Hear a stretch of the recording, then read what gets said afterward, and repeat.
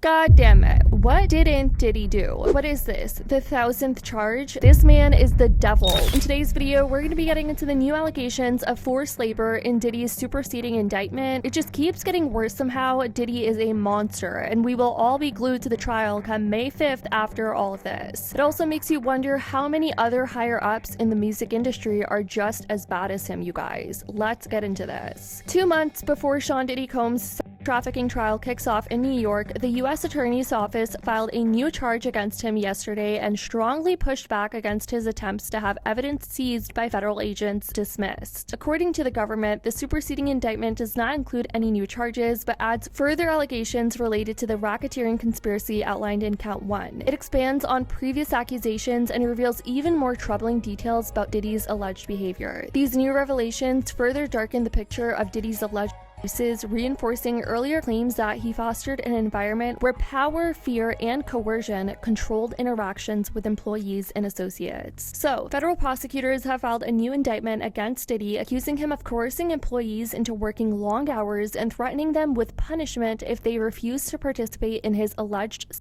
trafficking operations, which are said to have lasted for 2 decades. It goes more into detail, and I'll be reading pages 5 through 8 in just a moment, but in a letter to the U.S. District Judge Aaron, who is overseeing the case, prosecutors stated that they expect to provide Diddy's lawyers with further details by March 10th. So by the time this video is up, the government has already shared Rule 16 discovery related to the S2 indictment and does not expect it to impact the current pretrial deadlines. For those who don't know, Rule 16 outlines the guidelines for sharing evidence in federal criminal trials, ensuring a fair and transparent process between the defense and prosecution. They requested that Diddy be arraigned on the new indictment on March 14, when he will be formally presented in court to hear the charges against him and enter a plea of guilty or not guilty. The 15-page indictment shows prosecutors emphasize new allegations of abuse and forced labor of employees working across the Combs enterprise, which includes Bad Boy Entertainment, Combs Enterprises, Combs Global, and other business entities, both known and unknown. Let's go ahead and read into this. At all times relevant to this indictment, Sean Combs, the defendant, engaged in a persistent and pervasive pattern of abuse toward women and other individuals. This abuse was at times verbal, emotional, physical, and sexual. As part of his pattern of abuse, Combs manipulated women to participate in highly orchestrated performances of sexual activity with male commercial sex workers. At times, Combs and others acting at his direction made arrangements for women and commercial sex workers to fly to Combs' location. Combs ensured participation from the women by, among other things, obtaining and distributing narcotics to them, controlling their careers, leveraging his financial support, and threatening to cut off the same, and using intimidation and violence. 4. Physical abuse by Sean Combs, the defendant, was recurrent and widely known. On numerous occasions from at least in or about 2009 and continuing for years, Combs assaulted women by, among other things, striking, punching, dragging, throwing objects at, and kicking them. These assaults were at times witnessed by others and included one instance at a Los Angeles hotel in or about March 2016, which was captured on video and later publicly reported, where Combs kicked, dragged, and threw a vase at a woman as she was attempting to leave. When a member of the hotel's security staff intervened, Combs attempted to bribe the staff member to ensure silence. Combs' violence was also not limited to these women. It extended to his employees, witnesses to his abuse, and others. Sean Combs, the defendant, used the Combs business, including certain employees, to carry out, facilitate, and cover up his abuse and commercial sex.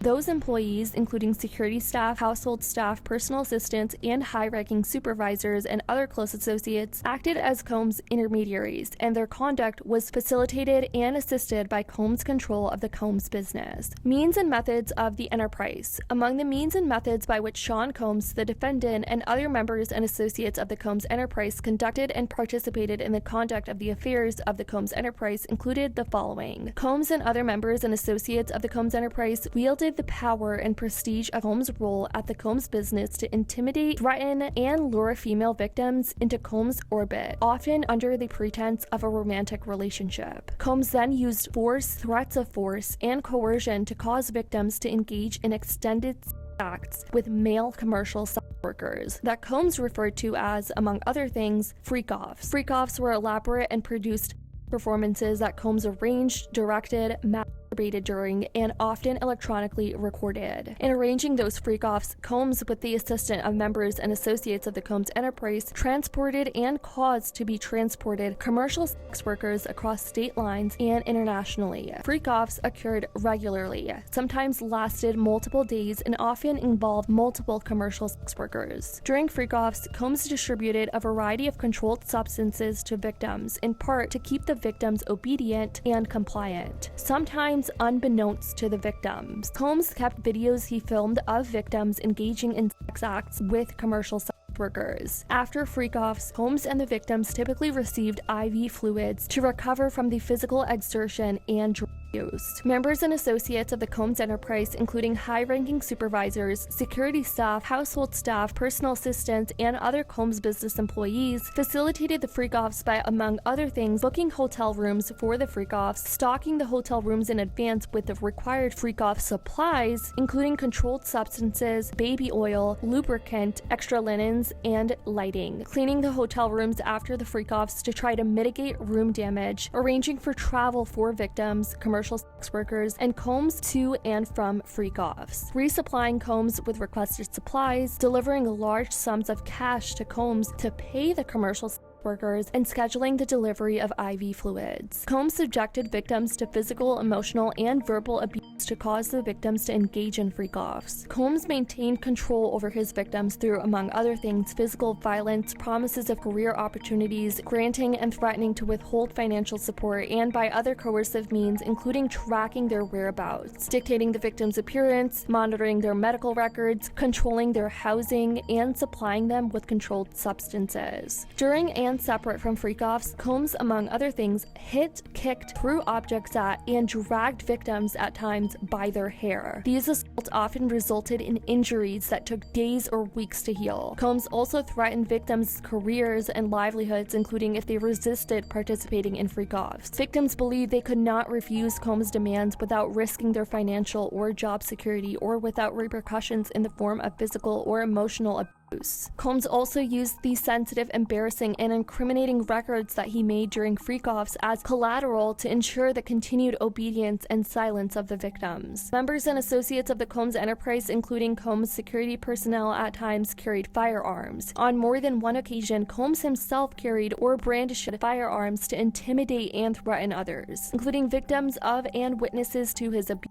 In or about March 2024, during searches of Combs' residences in Miami, Florida, and Los Angeles, law enforcement seized firearms and ammunition, including 3 AR-15s with defaced serial numbers, as well as drum magazine. Members and associates of the Combs enterprise enabled Combs' control over victims by following his directions regarding financial payments to victims, advancing or suppressing the victims' career opportunities, and acquiring the controlled substances Combs used to keep the victims compliant. Members and associates of the Combs enterprise at times witnessed Combs' violence toward the victims or the victims' injuries caused by Combs without intervening. Instead, members and associates of the Combs enterprise helped conceal the violence and abuse by, among other things, assisting Combs in monitoring and preventing victims from leaving locations such as hotels or Combs' residences. These occasions included instances in which a victim was required to remain in hiding, sometimes for several days at a time, to recover from injuries Combs inflicted, without being publicly observed. Members and associates of the Combs enterprise also assisted Combs in locating and contacting victims who attempted to flee his abuse.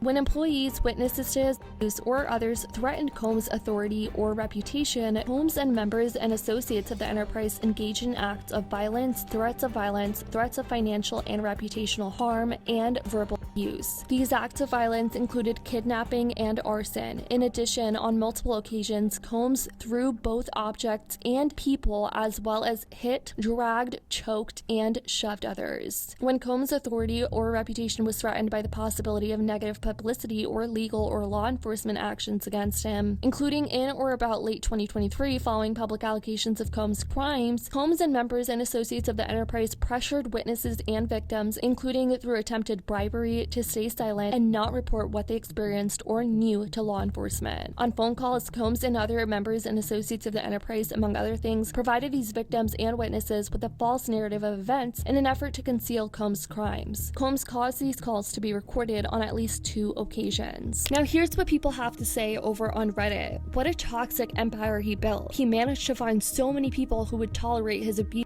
as long as the money was flowing. But when he fell, everyone is taking a swing on the way down. Corporatists and fascism are intertwined. This person said, "Sometimes it pains me that I don't believe in hell, because people who do things like these deserve a lifetime of suffering. I know it will never take away the pain and trauma of the survivors, but it's truthfully the only thing I feel is right in these cases. Solitary confinement is bad for humans, but I feel it's necessary in this case. F him and F everyone else who uses their power and money to torture others." Diddy was arrested on September 16th in the lobby of a Manhattan hotel, facing a potential life sentence if convicted. Diddy, who mind you has pleaded not guilty, is charged with racketeering, sex trafficking, and transportation for prostitution. He has repeatedly been denied a $50 million bail. As in the past, Diddy's defense team praised their client while criticizing the prosecutors. In a statement to CNN, Combs' attorney Mark Agnifilo said his client vehemently denies the accusations made by the Southern District of New York. He looks forward to his day in court when it will become clear that he has never forced anyone to engage in sexual acts against their will. The statement said, "Many former employees stand by his side, prepared to attest to the dedication, hard work, and inspiration they experienced while helping build groundbreaking, award-winning businesses." But yeah, let's forget about the 100+ lawsuits that are out there for him. Diddy is seeking to have the prostitution charge dismissed and has requested the judge to suppress evidence obtained from searches of his homes, hotel home and hotel room, and electronic devices. I will say some people also feel like the prosecution team is just throwing things at the wall to see what sticks, being like the more they throw in, the more seasoning they're adding to the meat. That this means that the defense team, led by Mark, has to head back to the lab and dig even deeper into their research. That it seems like the more they pile on, the more they're trying to buy time, likely to delay the trial. Diddy has already stated he wants it to happen on May 5th, but it looks like they're pushing hard to postpone it so they can gather more information. But Diddy recently also filed a defamation lawsuit against NBC Universal on February 12th, seeking $100 million